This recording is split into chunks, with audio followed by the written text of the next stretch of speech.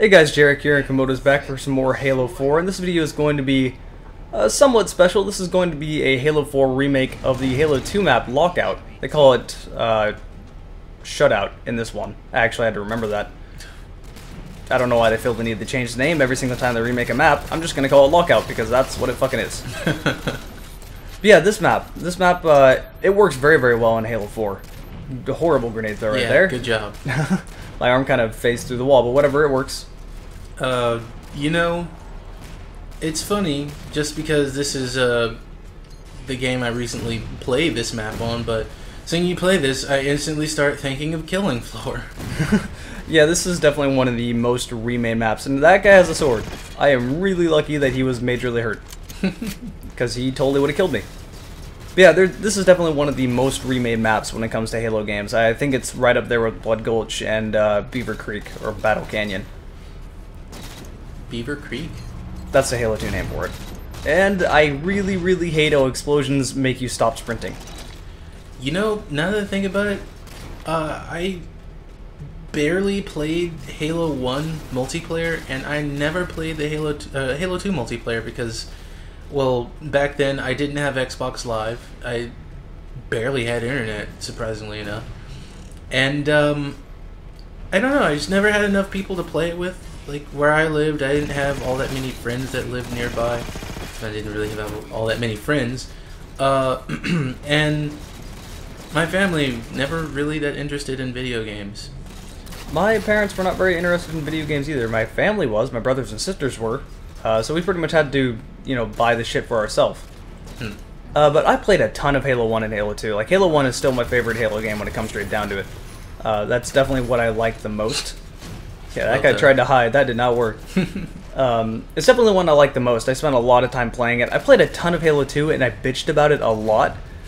Because it was buggy, it was unpolished, it was unbalanced, but something about it was still enjoyable. Especially if we're playing SWAT. Like, I don't know what it is. There's a very specific feel about Halo 2, and I killed that guy. I was pretty good. But there was a very specific feel about Halo 2. And it feels like after Halo 2, they definitely tried to get the Halo 1 vibe back. And Halo 3 was a good combination of both. You know, I'm going to go off topic here. I had no idea Halo 4 had a Forge. Really? Yeah, like, I love the shit out of Forge and Reach. Like, I actually made a couple of maps that I enjoyed with friends. But, I literally had no idea that this had a Forge game mode. I'd never played it. Huh. Well, I guess that shouldn't surprise me, because this game was, to be completely honest, at launch, really bad when it comes to Forge. Like, Forge worked like it should, but you couldn't share shit. So, you know, it pretty much ruined Forge. So, yeah, I'm glad they added some Forge maps. This one especially, because this map works very, very well. The only changes I really want to see being made in Lockout is this area where I am right now. If I turn around and look out that way, there needs to be a catwalk to the left that leads around to the other side. Because people love to snipe over there, and you pretty much have to rush into the fire to kill them. And you tried to shock at me. Yeah, it didn't work. And that, for some reason, didn't kill that guy. Did you go through the wall? This guy apparently survived a direct scatter shot, which is some heavy bullshit right there. That's the lag in this game. Blame it on the lag. That's the first rule of gaming. It was the lag, I swear. You know, I gotta say, I'm kind of breaking out of first-person shooters when talking about this, but lag does play a huge part in games, and I really wish they could find some way to, you know, I don't want to say fix it, but like some way to mitigate it, something at all, because... Well, they tried in Black Ops 2 and didn't do a very fucking good job. Yeah, I think they the made lag it compensation in that game really does just make it worse. But like, going out of the first-person shooter genre here, I love fighting games. I really do.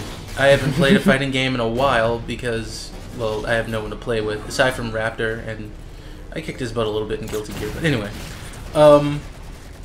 Marvel vs. Capcom 3 is probably the first fighting game I tried to play online, and the lag makes it damn near impossible because in fighting games, execution is everything, and when there's such a huge difference between input and when your character actually executes the action. It really just tears your game apart, and I don't see how people can do it. It's literally gotten to the point where you can only play a fighting game against another person when they're right there in your living room with you. I could have killed this guy, but I ran out of ammo. Well done. That sucked.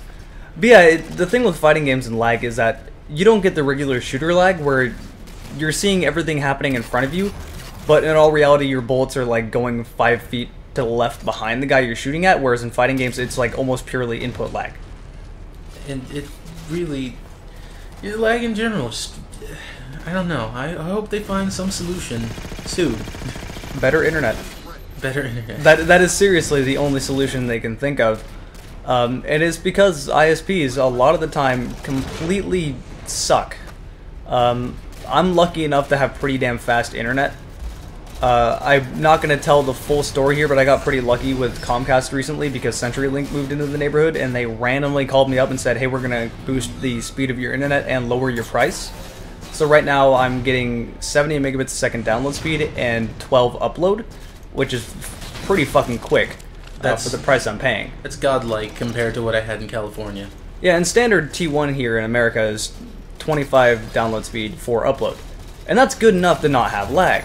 But in a lot of other parts of the world, like in the UK and in Australia, or just in Europe in general and in Australia, that's not reasonable. Like, you really don't get that.